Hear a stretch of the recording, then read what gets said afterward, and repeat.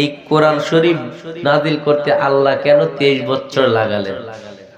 23 বছর লাগাইছেন, কিন্তু আল্লাহ পাক এই কোরআনটা যখন ফেরেশতা জিবরাইলের মাধ্যমে, মূলগুলা বলবো, বিস্তারিত না, ফেরেশতা জিবরাইলের মাধ্যমে নবীজির কাছে কোরআনের আয়াত নাজিল করেন। কোরআনের কোন আয়াত নাজিল করছিলেন? ইকরা বিসমি, আপনারা তো পারেন বিসমি রব্বিকাল্লাযী খলাক। কিন্তু আমরা যখন কোরআনটা স্টাডি করতে যাই, কোরআনটা যখন পড়তে চাই, তখন দেখা যায় কোরআনের বৃহত্তম সূরা সূরাতুল বাকারা কোরআনের শুরুতে আছে। এর আগে সূরায়ে ফাতিহা আছে, এর আগে একটা আয়াত আছে বিসমিল্লাহির। এই বিসমিল্লাহ থেকে কিছু কথা আপনাদের শ্রবণ করব, শোনাবো। বলেন তো কথা বলার মালিক কে? কারণ যতই ইলম থাক, যতই সাহস থাক, আল্লাহ যদি কথা বলার সুযোগ না দেয়, কথা বলা সম্ভব না। তবে আপনারাও দোয়া করেন, আল্লাহ এই ছোট মানুষের জবান দিয়ে আপনি এমন কিছু কথা বের করে দেন, যে কথার উপর বক্তা শ্রোতা উভয়কে আমল করে পরকালে আল্লাহ পাকের জান্নাতে যাইতে পারে। সবাই বলেন আল্লাহুম্মা আমিন। তাহলে এই কোরআন আল্লাহ পাক জিবরাইলের মাধ্যমে নবীজির কাছে পাঠাইছে, নাজিল করছে। একটু কথা বলেন বাপ, আর পক্ষে সুবিধা হবে। আল্লাহ পাক বড় বড় ফেরেশতা বানাইছেন 4 জন। এই বড় বড় 4 জন ফেরেশতার মধ্যে আল্লাহ রাব্বুল আলামিন প্রথমে যে ফেরেশতা বানাইছেন, এই ফেরেশতার নাম হলো ইসরাফিল আলাইহিস সালাম। মুফাসসিরিনে কেরাম তাফসীরের কিতাবের মধ্যে লেখেন, ইসরাফিল আলাইহিস সালামকে বানানোর 500 বছর পর আল্লাহ পাক বানাইছেন মিকাইল আলাইহিস সালামকে। মিকাইল আলাইহিস সালামকে বানানোর 500 বছর পর আল্লাহ পাক বানাইছেন জিবরাইল আলাইহিস সালামকে। এরপরে আল্লাহ পাক বানাইছেন আজরাইল আলাইহিস সালামকে। আপনারা পাবনার শাহানপুরের মানুষ, শাহাপুরের মানুষ না, শাহাপুরের মানুষ, আপনারা বুঝে থাকলে বলেন তো, এই 4 জন ফেরেশতার ডিউটি এক না 4 জন ফেরেশতার ডিউটি আলাদা আলাদা আলাদা? যদি 4 জন ফেরেশতার ডিউটির কথা বলতে যাই, যদি মূল হিডিন গুলা বলি 4 ঘন্টা যাবে, কিন্তু মূল কথাগুলা বলবো। জিবরাইল নবীজির কাছে কোরআনের আয়াত নাজিল করে দেয় আল্লাহর হুকুমে। কার হুকুমে? জিবরাইল যখন নবীজির কাছে কোরআনের আয়াত নাজিল করে দেয়, ওহী নিয়ে এসে দেয়, নবীজির কাছে কোরআনের আয়াত নিয়ে এসে দেওয়ার পর আপনার নবী, আমার নবী, দয়ার নবী, মায়ার নবী, সাইয়্যিদুল মুরসালিন, খাতামান নাবিয়িন, ফখরুদ আলম হুজুর পাক সাল্লাল্লাহু আলাইহি ওয়া আলিহি ওয়াসাল্লাম সাহাবীদেরকে নিয়ে মসজিদে নববীর মধ্যে কোরআন ও হাদিসের তালিম দেয়। আল্লাহু আকবার বলেন।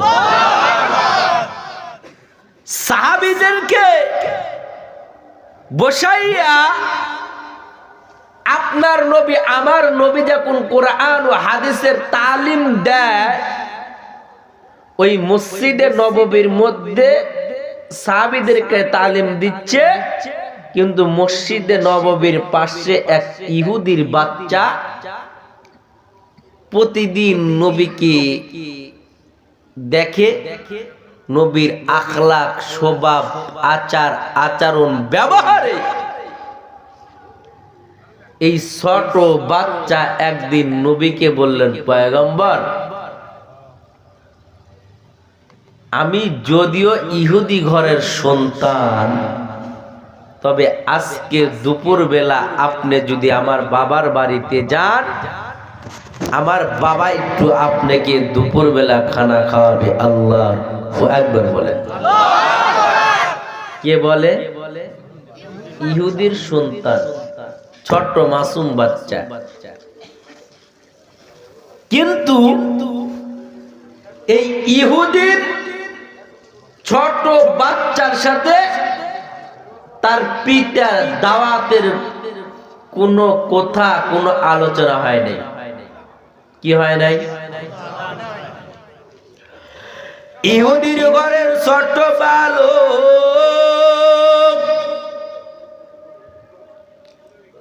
নবীকে ডেকে বললেন, ও পয়গম্বর,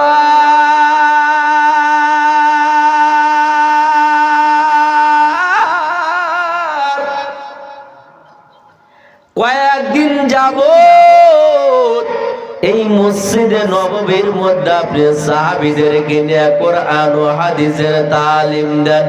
নবী গো, আমি ইহুদির ঘরের সন্তান, আপনার আচরণ আর ব্যবহার দেখিয়া আমি ইহুদির ঘরের সন্তান মগ্ন হয়ে গেলাম, আমি পাগল পারা হয়ে গেলাম।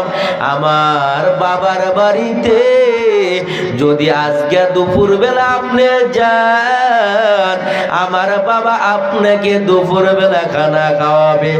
আপনার নবী, আমার নবী চিন্তায় পড়ে গেলেন, আল্লাহ, আমি হলাম রাহমাতাল লিল আলামিন, আমি মুসলমানদের নবী, আমি কেমনে ইহুদির বাড়িতে দাওয়াত খাওয়ার জন্য যাব? আমার নবীর দিলের মধ্যে কল্পনা, আমার নবীর দিলের মধ্যে জল্পনা। আমার নবী চিন্তায় পড়ে গেলেন, আল্লাহ, আমি ইহুদির বাড়িতে যাব কি যাব না?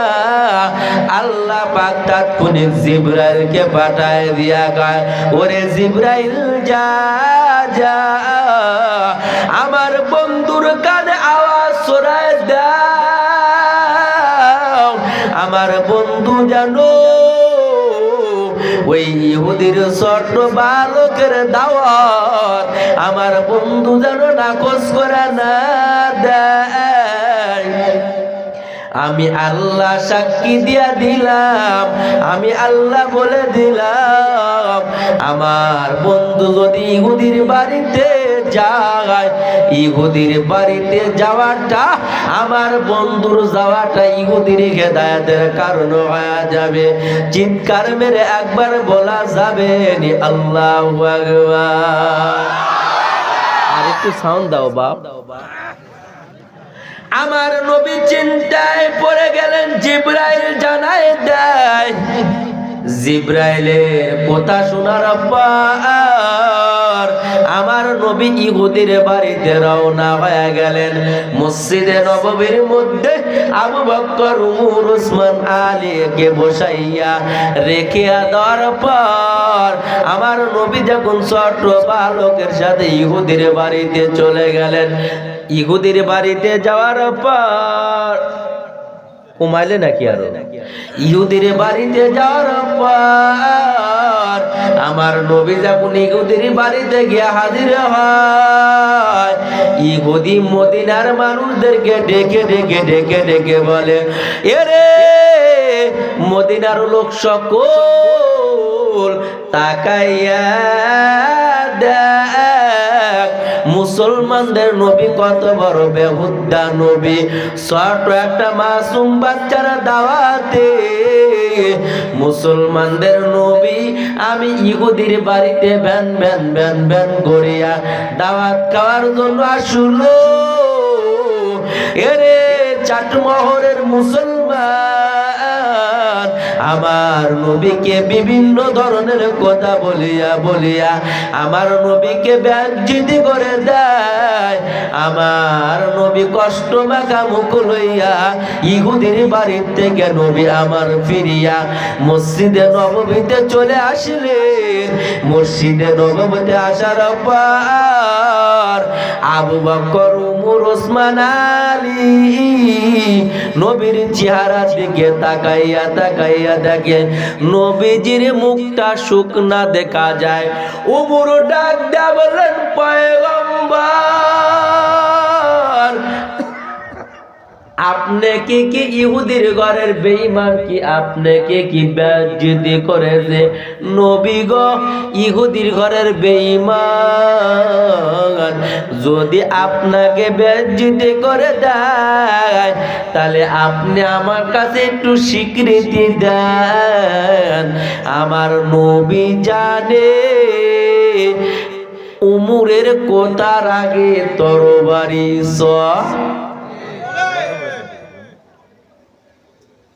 ভাই মনে কিছু করেন না জান এটা আধা হাত পিছনে নেন তাহলে বক্সের সাউন্ড আমার কানে ক্লিয়ার আসবে তাহলে আপনাদের কারণে বক্সটা আমারটা আধা হাত পিছনে আমি তো বক্স ওদের আমার দিকে ঘুরে নিছি ওদের দিকে দেই নেই লেন সব তো একদম হয় না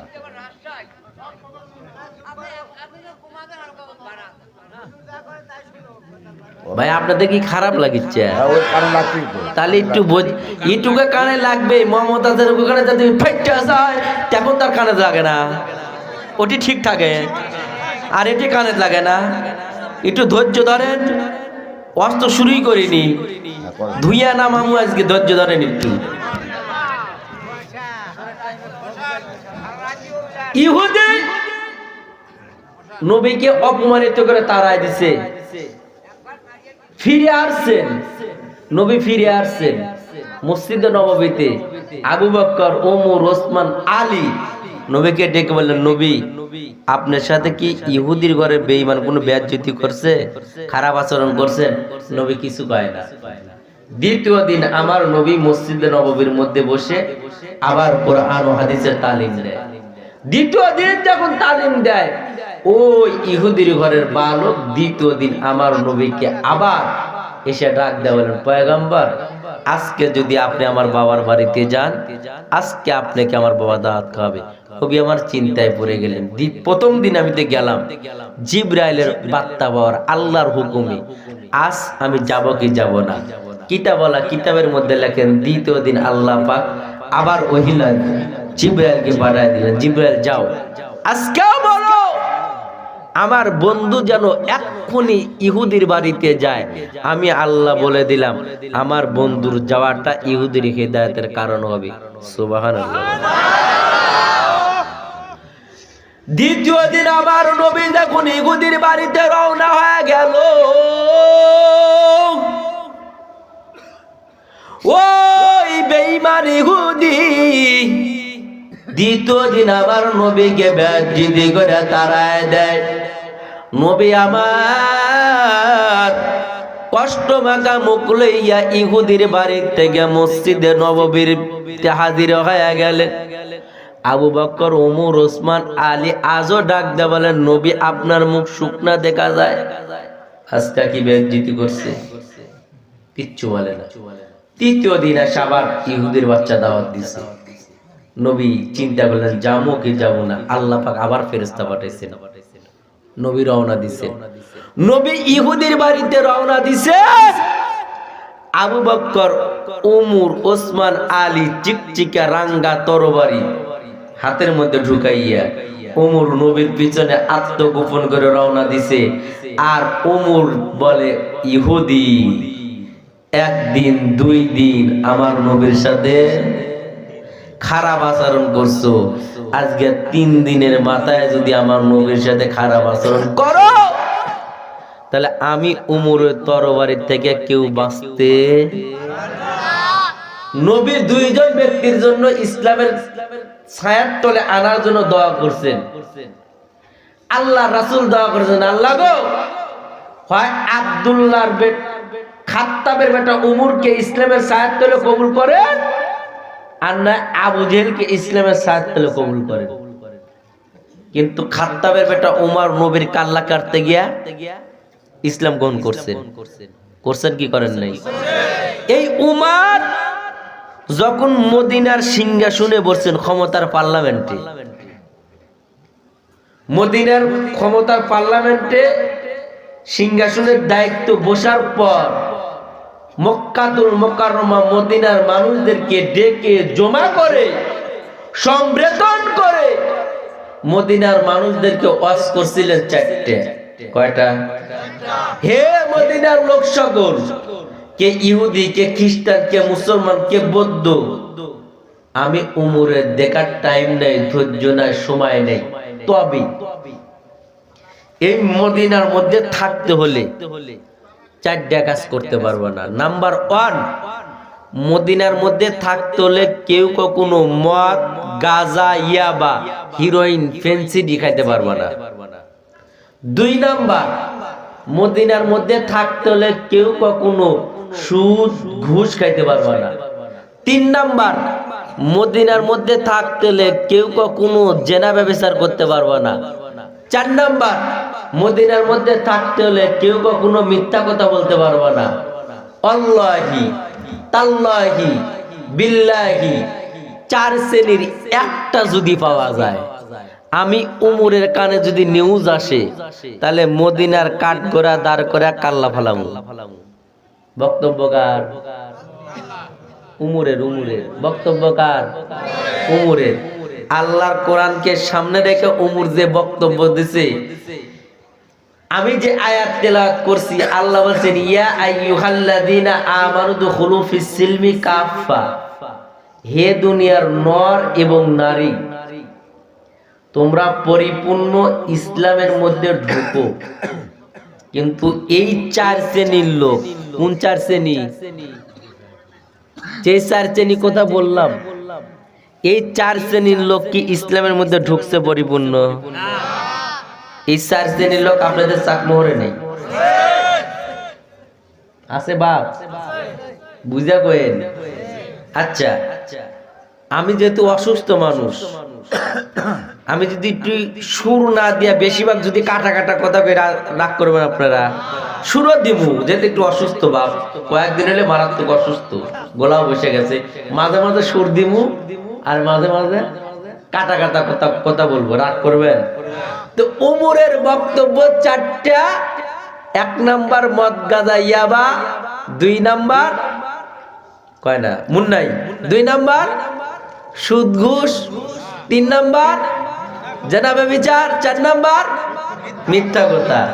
4টার মধ্যে একটা যদি পাওয়া যায়, তাহলে মদিনা কাঠগড়া দাঁড় করা ফাঁসি দা কি করব? উমরের বক্তব্য মদিনার মধ্যে দিয়ে উমর বাসার দিকে রওনা হয়ে গেছে। এক মদখোর মদের বোতল হাতে লিয়া প্রতি মধ্যে যায় আর চিন্তা করে উমর বক্তব্য দিছে 4টা, কিন্তু উমর যে রাস্তায় দিয়া যায়, শয়তানও 40 দিন যায় না। কয়দিন? 40 দিন যায় না। কিন্তু আমি যে মদখোর, আমি যদি মদ না পান করি, তাহলে তার মাথা ঠিক থাকে? যেরকম বিড়িখোর আছে না নাই? ওখানে পায়খানার মধ্যে যা বিড়ি না টেলে শান্তি আছে? নাই নাই। আরে ভাই, যদি না থাকে পায়খানার সিগারেটের মতো বাড়া করে দিয়ে গিয়া, ওখানে পায়খানার যে হুমান এটা নেই।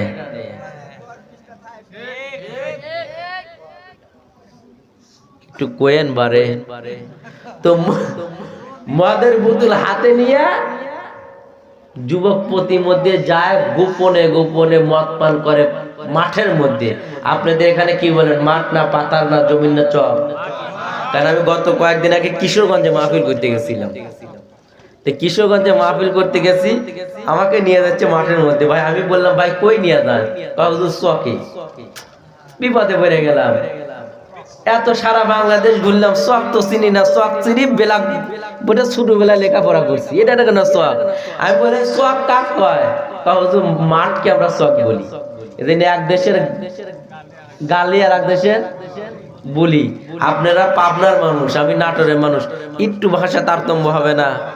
হইতেই পারে, একটু হইলে একটু বলেন বারে, ঠিক আছে না? তো মাঠের মধ্যে মদের বোতল হাতে নিয়ে গোপনে গোপনে মদ খায় আর মনে মনে চিন্তা করে, এই গভীর রাতে এই মাঠের মধ্যে আর উমর আসবে, কেউ দেখবে? কিন্তু কেউ দেখবে কি দেখবে না? কেউ না দেখলে দেখেন কে? কোরআনে আল্লাহ বলেন ইন্নাল্লাহা কানা আলাইকুম রাকিবা। আল্লাহ বলেন, ও অন্ধকার রাত্রিতে কালো পাথরের উপর কালো পিঁপড়া চলাচল করলেও,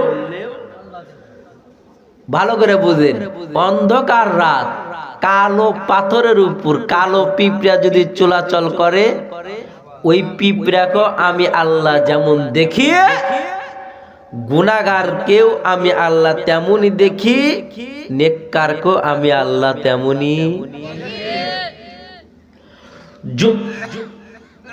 যুবক পথিমধ্যে দাঁড়ায়া মদের বোতল হাতে নিছে রে যুবক, মদের বোতল হাতে নেওয়ার পর গোপনে গোপনে মদ পান করে রে পাগল। মদ পান করার কারণে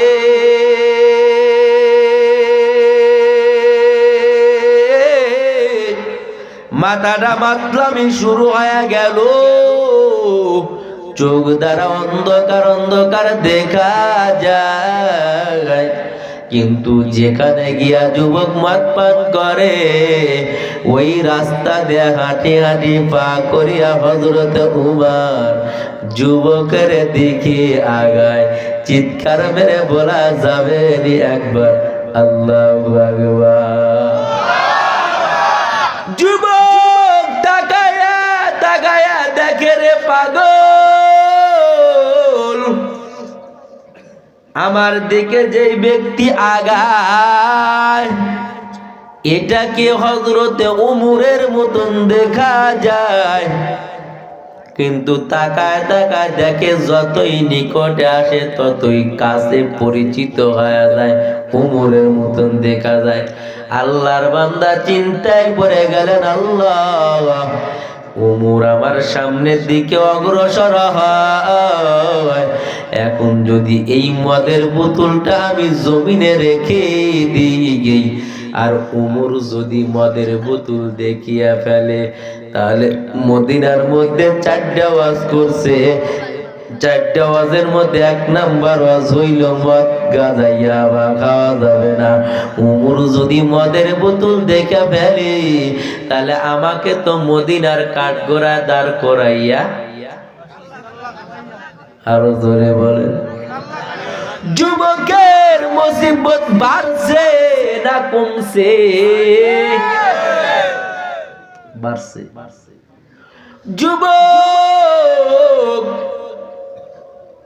মদের বোতলটা জমিনের না রেখিয়া জামা খুলিয়া আস্তে করিয়া বগলের তলে মদের বোতলটা লুকাইছে। ওমর ডাক দেয়া বলে, যুবক তুমি এখানে দাঁড়াইয়া দাঁড়াইয়া কি পান করতেছিলে রে যুবক? আল্লাহর বান্দা ডাক দেয়া বলেন, আমিরুল মুমিনিন, আমি এখানে দাঁড়াইয়া দাঁড়াইয়া দুধ পান করতেছিলাম, দুধ। আমিরুল মুমিনিন ডাক দেয়া বলেন, যুবক যদি তুমি দুধ পান করো, তাহলে তোমার বগলের তলে লুকাই লাগি বের করো। চিৎকার মেরে বলা যাবে একবার আল্লাহু আকবার। যেই মাত্র উমর ডাক দেয়া বলছে, রে যুবক রে, তোমার বগলের তল থেকে বের করো, আমি উমর একটু দেখতে চাই তুমি এখানে দাঁড়াইয়া দাঁড়াইয়া তুমি কি পান করতেছিলা। এ নবীর উম্মতের দল, কিতাবওয়ালা কিতাবের মধ্যে লেখে, উমর যখন যুবকের সামনে দাঁড়াইয়া বলে, যুবক বের কর, তোর বগলের তলে লুকাইলা কি? এই কথা বলার সঙ্গে সঙ্গে ইহুদির যুবকটা রব্বে কাবার মালিককে ডাক দেয়া বলে, আল্লাহ গো, আমরা ইহুদি তোমাকে জীবন ভর বললাম ঈশ্বর, কারণ মুসলমানেরা আপনাকে বলে আল্লাহ, হিন্দুরা বলে ভগবান, আর আমরা ইহুদিরা আপনাকে বলি ঈশ্বর। আল্লাহ গো, ঈশ্বর হন আর ভগবান হন আর আল্লাহ হন, যেটাই হন না কেন, আমি ইহুদির ঘরের সন্তান, আমি আপনার কাছে তওবা করলাম আল্লাহ, আপনি যদি আমার তওবা কবুল করে নেন, উমরের হাত থেকে বাঁচাইয়া নেন, আমি যুবক আপনার কাছে গোপনে গোপনে তওবা করলাম, উমরের হাত থেকে বাঁচাইয়া নেন, আমার জিন্দেগিতে আর কোনোদিন মদের বোতল হাতে নিব না। আল্লাহ, আপনি যদি উমরের হাত থেকে আমাকে বাঁচাইলেন, আর জিন্দেগিতে মদের বোতল, কে বলতেছেন? কে? আল্লাহ বলে। কে বলতেছে? ইহুদির সন্তান। যেই মাত্র ইহুদির সন্তান গভীর রাতে আমার মাওলাকে ডাক দিছে, রে যুবক, এই কথাটা আমার আল্লাহর অন্তরে গে এমন ভাবে হিট করেছে, আল্লাহ পাক ইহুদির সন্তানের দোয়াটা আল্লাহর সাথে সাথে কবুল করে নিছে। চিৎকার মেরে একবার বলা সাবেনি আল্লাহু আকবার।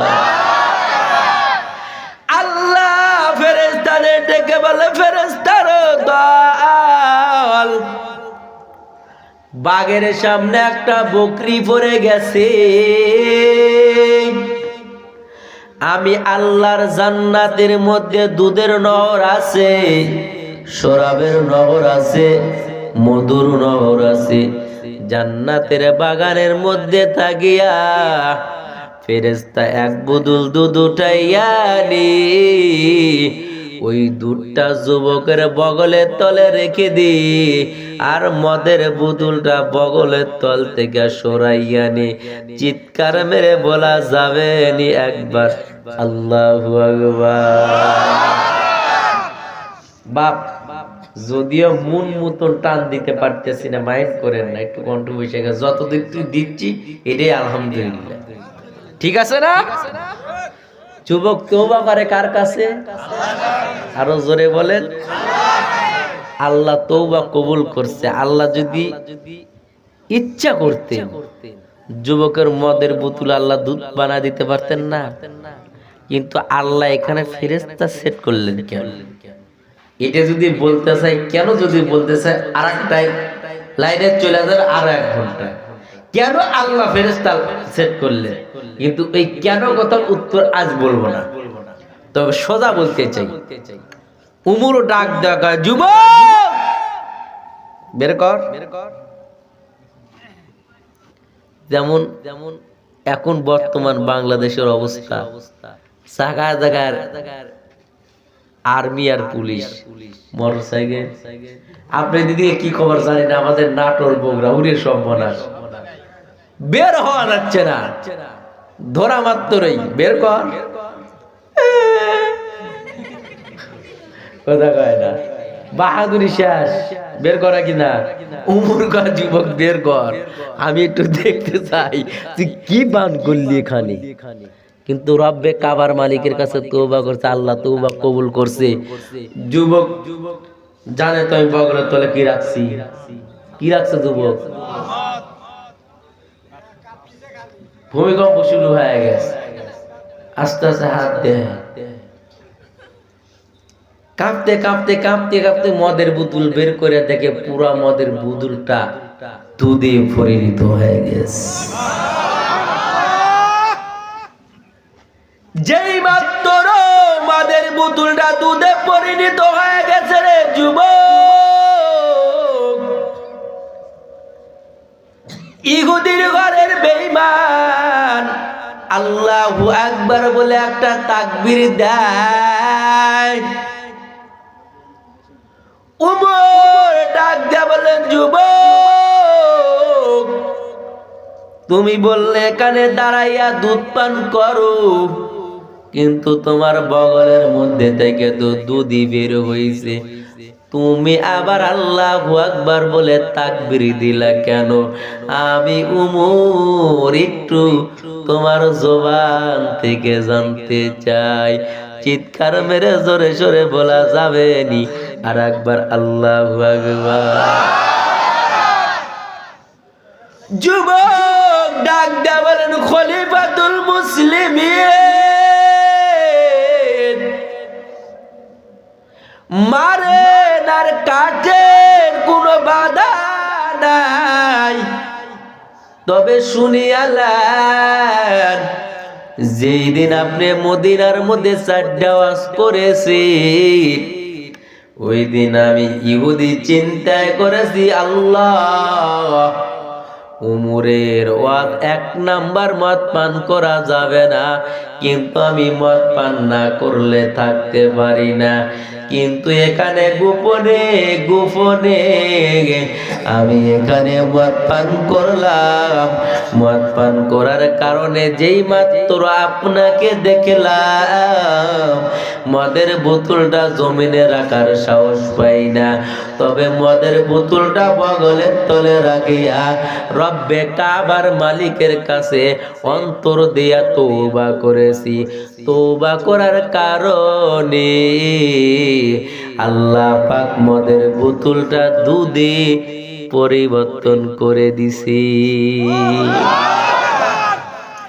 যেই মদের বোতলটা দুধে পরিণত করে দিছে রে পাগল, এই জন্য আমি আল্লাহর শুকরিয়া আদায় করলাম আল্লাহু আকবার বলে। ও খলিফাতুল মুসলিমিন, মারেন আর কাটেন আর ফাঁসি দেন আর কাল্লা ফালায় দেন, বাধা নাই, কারণ রব্বে কাবার মালিকের কাছে তওবা করেছি গভীর রাতে।